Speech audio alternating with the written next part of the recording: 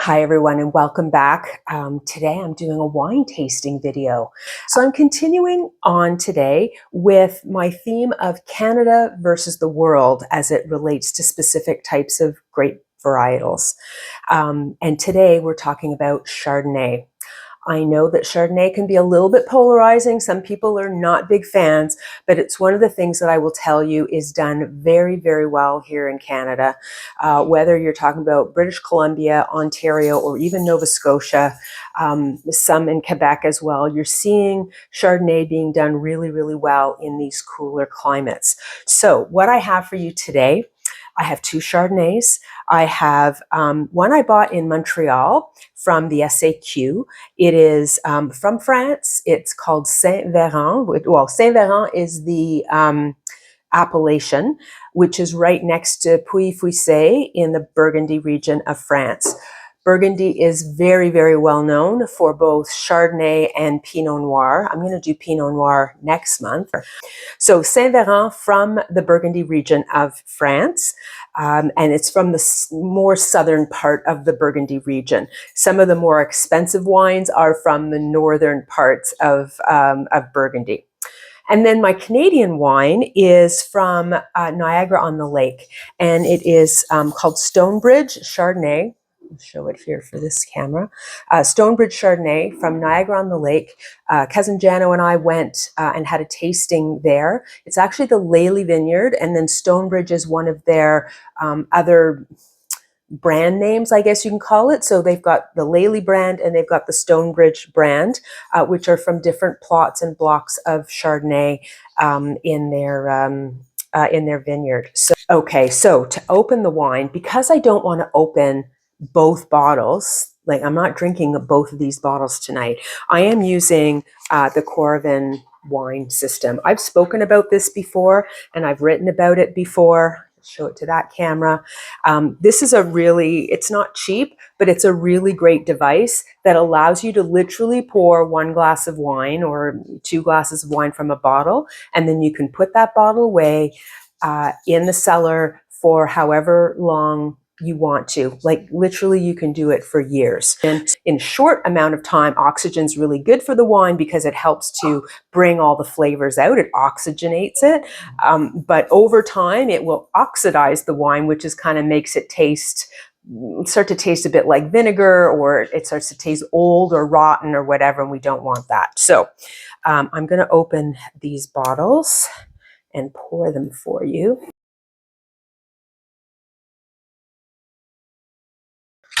Here's my bottles. And what I do then is I take the Coravin, so there's a needle here, and I put it like this over top, and then there's a little locking mechanism. I've had problems with this before with the needle bending and breaking, so I'm very cautious when I put this in. I kind of go in nice and slow, although I've seen other people do it like super fast. All right, so there's our first one. It's a little bit slow the first time you pour. You have to give it a couple of little shots of air. So this is coming out and it's looking almost like a golden apple-y sort of color, lemony golden color. Nice and clear. Okay, I think that's about it. I don't think I need any more than that. And then I just pull that out, and now this bottle is sealed. Like it was just the needle went through the cork, and it's now completely sealed. So color-wise, these are actually looking quite similar to each other. They both have that beautiful deep lemony yellow, sort of goldy, flinty kind of looks. So got my Stonebridge and my Saint-Véran. Give them little swirls. So the other thing I like to do is have a white counter or a white tablecloth or even just a white piece of paper to look at the wines, because you want to examine them. You want to make sure there's no sediment inside. So I'll just turn this sideways. Hopefully this other camera can get it. You can see how beautiful and crystal clear this wine is. It's like I said, beautiful pale gold color, sort of a little bit lemony yellow, but it's got a rich, deep, I wouldn't say deep, it's got a very rich color to it, especially around the rim, yellow gold around the rim. Now this one, swirl this one around, very, very similar. Like when I'm looking at both of these wines together, they're almost indistinguishable from each other.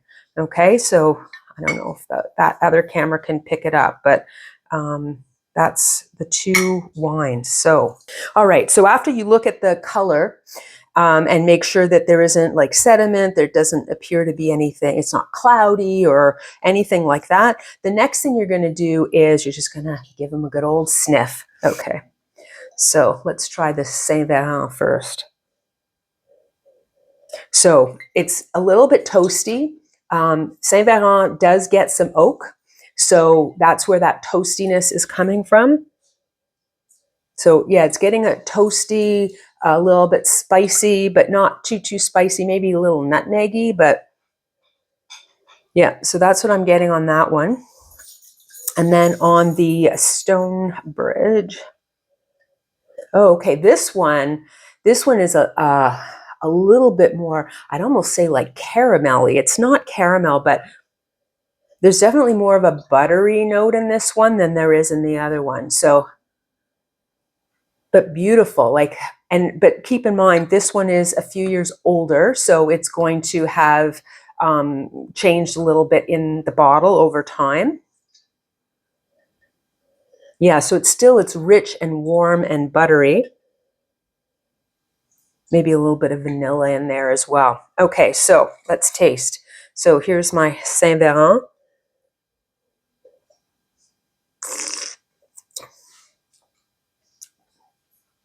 So there's like hints of lemon in here. I'm not getting any tropical fruit just yet. It's pretty light bodied, like it's not a highly concentrated. So it's definitely, you can tell it comes from a cool climate, which means that the grapes didn't really get to a point where they were able to ripen very much. So they don't end up super juicy, which means that, so there's some acidity in here. The acidity you can feel along the edges of your tongue. So there's some nice acidity, quite dry.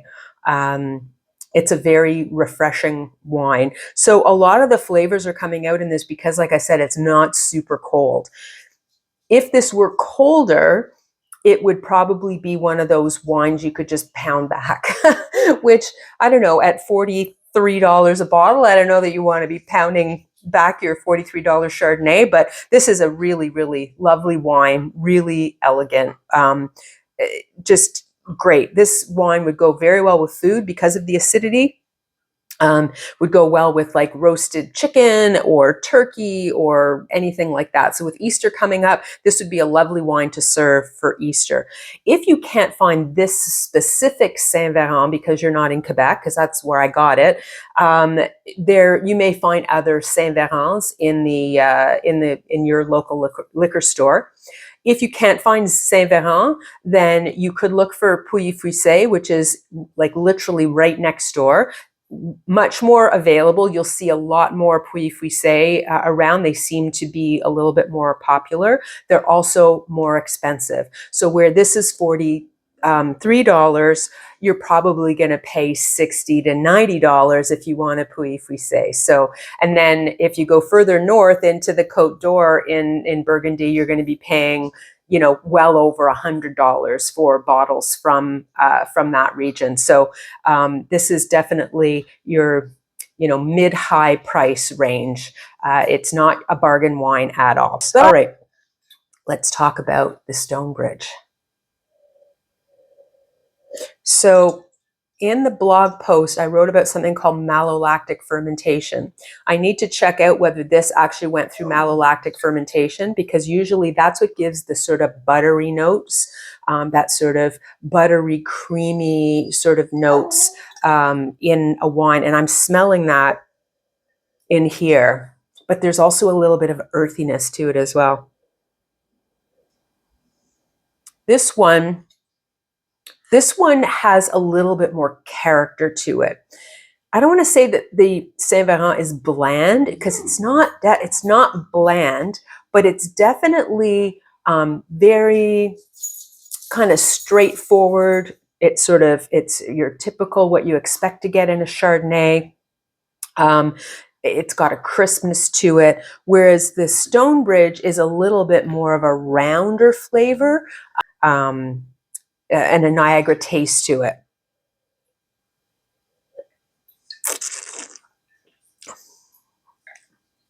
Oh yeah, that's really nice. It probably does not have as much acidity as the Saint Véran. Saint Véran's got a little bit more acidity than the Stonebridge, but Stonebridge still does have nice acidity.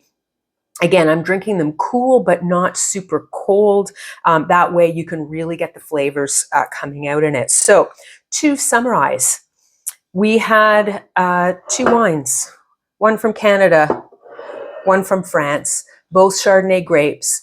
Very similar looking wines, but the smell was quite different. So they're quite different on the nose, and they were quite different in the flavor profile as well. So on the palate, I would put this one against this one. I mean, this is Burgundy.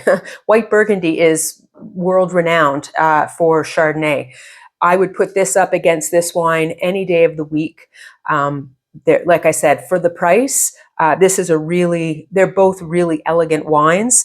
I feel like the Ontario wine, the Stonebridge, has got a little bit more character to it. So if you like your wine with, and character is kind of subjective, but if you like your wine with a little bit of character where you're like, oh, that's an interesting taste. Oh, that, is a little bit different than what you were expecting, I would go with the Stonebridge. But if you want to go with a classic expression of Chardonnay, the Saint Véran is the way to go.